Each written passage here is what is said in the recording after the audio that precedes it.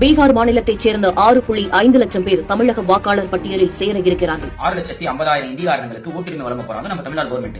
So இதுக்கு உடனே வந்து பார்த்தா மத்திய அரசும் கூட இதுக்கு அதாவது அவன் ஊர்ல போய் ஓட்டு போடாம பிழைக்க வந்த நாய், பிச்சை எடுக்க வந்த நாய், பஞ்சம் பழிக்க வந்த நாய்க்கு வந்து பார்த்தோம்னா ஓட்டுரிமை கொடுத்தோம் அப்படின்னா நாளைக்கு அவன் என்ன பண்ணுவான், அதிகாரம் பண்ணுவான். எனக்கு இது தேவை, என் ஊர் மக்களுக்கு வேலை வாய்ப்பு தரணும், என் ஊர் மக்களுக்கு இதெல்லாம் செய்யணும் அப்படின்னு சொல்லிட்டு இப்ப எப்படி வந்து பார்த்தா நாம் தமிழர் கட்சி, நான் தமிழர் முன்னேற்ற கழகம், தமிழக மக்கள் முன்னேற்ற கழகம் அப்படின்னு சொல்லிட்டு எப்படி வந்து தமிழர்களுக்காக வந்து பார்த்தா தமிழ் நலனுக்காக கட்சி ஆரம்பிச்சு நிறைய பேர் செயல்பட்டு வந்துட்டு இருக்காங்களோ அதே மாதிரி வந்து பார்த்தோம்னா இந்தியக்காரனுக்கு ஓட்டுரிமை வழங்கப்பட்டது அப்படின்னு சொன்னா வடக்கன் மக்கள் கட்சி, வடக்கன் முன்னேற்ற கட்சி, வடக்கன் அகில இந்திய வடக்கன் முன்னேற்ற கட்சி அப்படின்னு சொல்லிட்டு ஒரு கட்சி ஆரம்பிச்சு நாளைக்கு அவன் ஒரு தனி அரசியல் பண்ணி உட்காந்துருப்பான். ஆல்ரெடி வந்து பார்த்தா தெலுங்காரங்களை விட்டு தெலுங்கு முன்னேற்ற கழகம் என் வாயில ஏதாவது வந்துட்டு போகிறாரு. அதாவது என்னுடைய வேதனையும் எனது வலிகளும் ஒரு உண்மையான தமிழ் தாய் வயிற்றிலிருந்து பால் குடிச்சவனுக்கு மட்டும்தான் வந்து பார்த்தா என்னோட வேதனையும் என்னோட வலிகளும் புரியும்.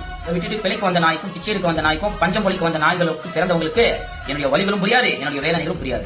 இந்தியக்காரங்களுக்கு 6 லட்சம் பேருக்கு ஓட்டுரிமை வழங்க போறோம் அப்படின்னு சொல்லி அவ்வளவு நிதி தைரியமா வந்து பார்த்தா சொல்றீங்களே, இது எப்பேற்பட்ட தமிழர்களுக்கு எதிரான செயல் தெரியுமா இது?